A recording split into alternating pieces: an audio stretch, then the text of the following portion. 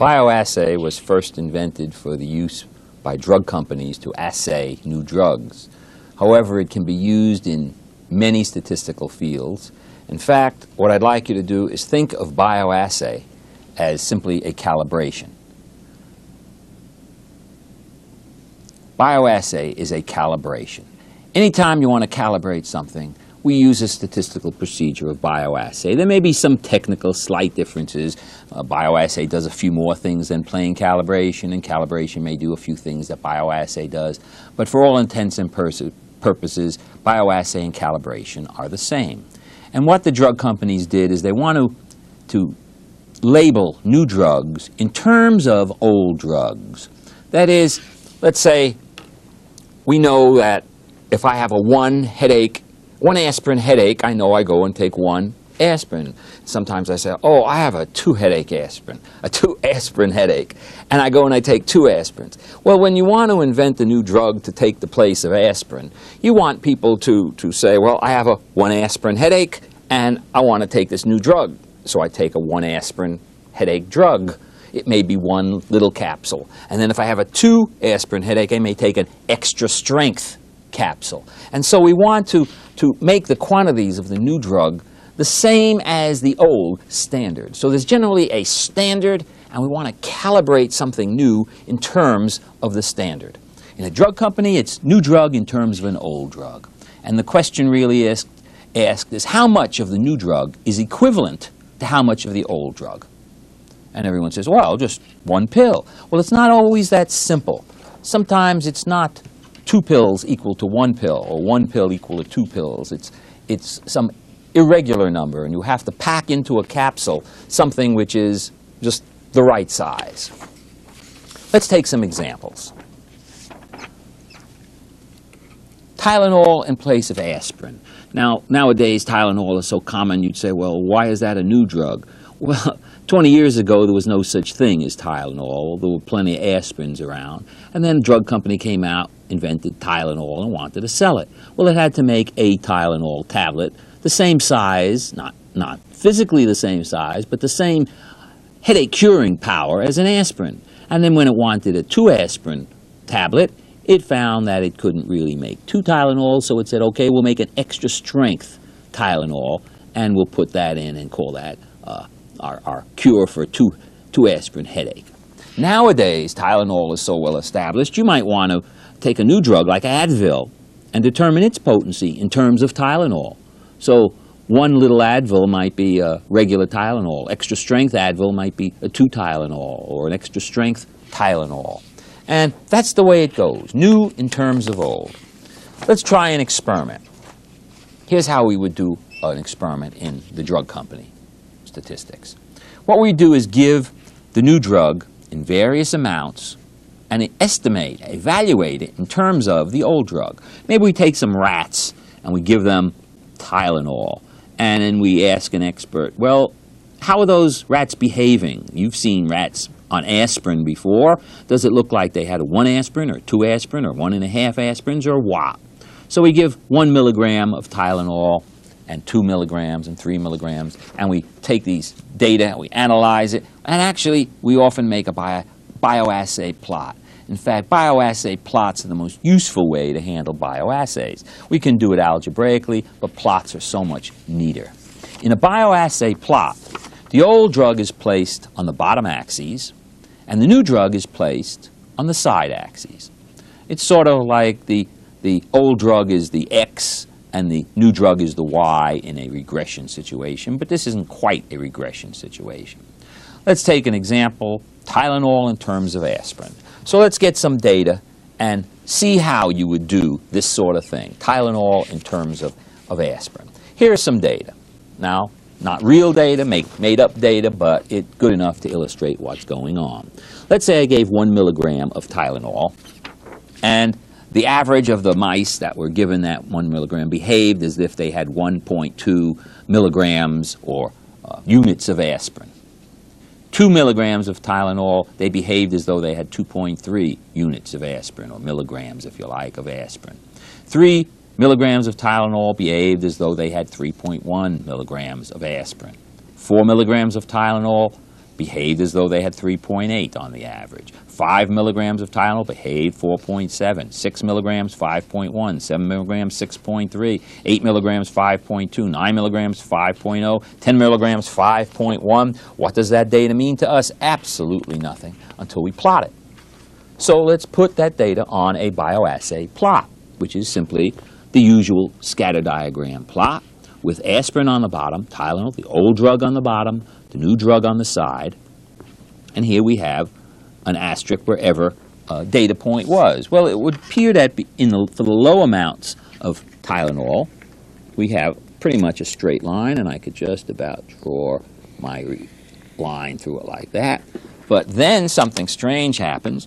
It seems to go up. Maybe it bounces out and then up, but it's certainly not continuing on in a straight line. There's something happening here, and we've got to be very careful. What this means is that if this amount were, for instance, 1 aspirin, and this were 2 aspirins, and this were 3 aspirins, I could figure out how much Tylenol to pack into a single unit of Tylenol. Really run my line up this way, run it over this way, and I'd say, oh, whatever that is, maybe it's 1.9 milligrams of Tylenol. That's what I would pack into my 1 aspirin Tylenol. If this were 2 aspirins strength, I would run it up here, and I would say, okay, 3. That's how many milligrams of Tylenol I would pack into my 3 aspirin Tylenol. But if I had to go out this far, I'd be in trouble, because as you can see by this chart, the Tylenol has a linear effect with aspirin. The more Tylenol I give, the more effect it has. But then after you reach this amount, you give more Tylenol, it doesn't seem to have any effect. It behaves as though the same amount of aspirin were given. So there's a limit to how much Tylenol will affect. Of course, this may be way off scale, so as far as humans are concerned, it doesn't matter. But in the mice, aspirin would have more of an effect, but Tylenol has no more. No matter how much Tylenol I give, it's as if I gave 4.6 units of aspirin and no more. In which case, if this were 1 unit of aspirin and this were 2 units of aspirin, I could give a 1 aspirin tablet, but I could not give a 2 aspirin tablet. In fact, if you took 2 Tylenol, if this were the case, it's not, of course, if this were the case, and you took 1 Tylenol, you would have the effect, because the Tylenol will be given this much, you'd have this effect of 1 aspirin. But if you took 2 Tylenols, you would only have this much effect. You would not have a 2 aspirin effect. You would only have 1 3/4, 1.5 aspirin effect. So we have to be very careful as to how the plot goes. In this case, it's linear here, and then it bounces up. We can have all sorts of things. You can have a curvilinear picture, in which case you would simply manufacture your pills according to the bioassay plot. All right, but bioassay is just calibration, and it does not have to be a simple drug-related problem. Let's try something totally different than drugs. Let's take another example. A new test in terms of IQ. You've seen this data before, so I won't belabor it. I will just put it up there. You probably can't see it anyway. I've squinched it up to fit on the screen. But here are the values of the new test and the IQ. Someone with an IQ of 90 was given this new test and he received a 51. Someone with an IQ of 120 was given the test and received 96. Someone with a 106 IQ received a 68, and so on. Down the list, someone with 108 received an 86. Okay, here's the IQ, here's the new test. We're not interested in the new test. We want to label this new test in terms of IQ so that we can give the new test instead of the IQ test. So we want to calibrate the new test in terms of the old test. How do we do it? Make a bioassay plot. And the bioassay plot for this data looks like that. Well, that's nice and neat. I can probably draw a straight line. So one way to solve this thing is simply draw a line through the data points like that and say, okay, you got a 60 on your new test. That means your IQ is 96, let's say. You got an 80 on the new test. your IQ is 108, whatever it turns out to be there. And that's the way the bioassay plot would be used. The calibration plot would be used for the exam situation. The IQ is the old, it's put on the bottom. The new test values are put on the side and evaluated that way. Now, you don't have to do it in terms of graphics. You can, since this is a plot, we can do it using linear regression. Remember linear regression? We can plot the best straight line on this thing using linear regression, and then we will have an equation, and the equation will allow us to find the IQ from the new test without having to draw pictures. So let's try that.